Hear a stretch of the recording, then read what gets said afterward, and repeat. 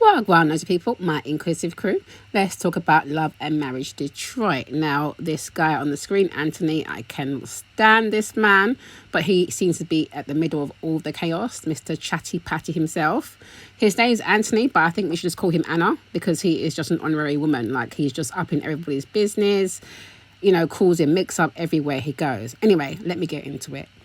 So one of the main things that happened on the episode was this trip that they've taken. They've all gone away for the weekend to this winery somewhere in Michigan.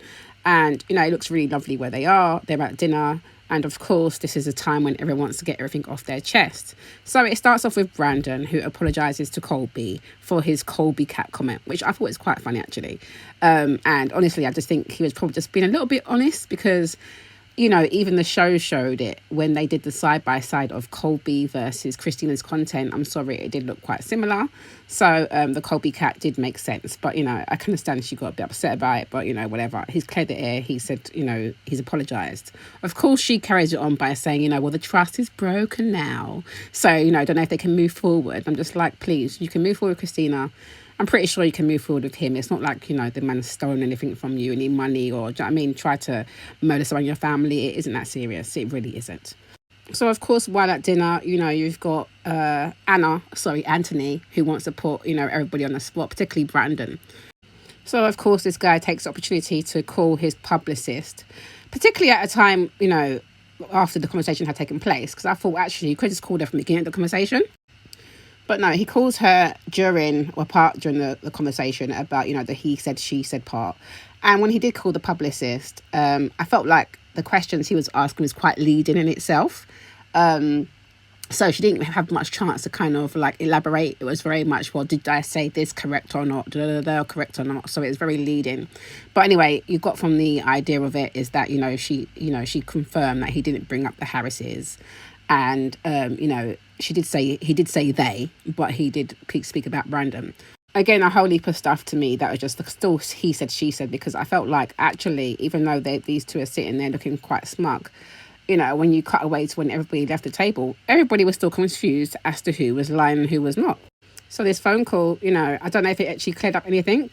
I feel like in their head it cleared it up, but I don't feel like it did around the table. Because when you cut to, Colby and Russell in the morning, they're both looking confused. The other couple, Bravo and his missus, both of them are like, they're still confused. And of course, Brandon and Christina were both, sticking to their guns with what they said. So it doesn't seem like they got anything resolved anyway. But if you fast forward, cut out all the other bits in between, you get to this scene here with Brandon and all the guys that are at the beach. The ladies have gone on the boat trip and the guys are hanging out. And of course, you've got Anthony. This chatty patty Anthony, was basically letting him know that, he's bringing his friend on to the showcase, and basically that's that. And of course, Brandon isn't happy about it because Brandon feels like that the friend that he's talking about has teethed some of his clients in the past and he's not really feeling him. So, of course, the two of them are going back and forth. Now, I've said it before, I do feel like Brandon's a bit of a softie. I feel like the man's soft like porridge. But, I feel like, I'm not saying that everyone has to be all combative and argumentative and want to fight, but I feel like he has to stand up for himself, particularly with this guy here, Mr. Chatty Patty. Because, Anna likes to talk a lot, Anna, a.k.a. Anthony. He likes to talk a lot, she does. And he's got a lot to say. And as you can see here, it was getting a bit heated. But I honestly just feel like he's just created so much mix-up. He is in the middle of it all. I also find it interesting that it does feel like the couples are all kind of gearing towards Brandon and Christina. Like they said, almost like they've got a spotlight on their back or a target on their back. Because it does seem that way at the moment based on, what we're being shown. So it'd be good to see how things do progress and if this narrative actually changes. But anyway, I know I've been moaning about this guy, Anthony, aka Anna, for a while, but I just can't take this guy at the moment. I hope he can turn things around, but I'm just not that hopeful.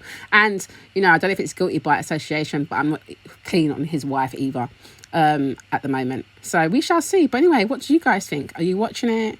Do you like it? I have to say I found it hard to get into, but I'm getting into it now. But I still prefer some of the other franchises, but I'm still locked in. I will stay locked in. But anyway, what do you guys think?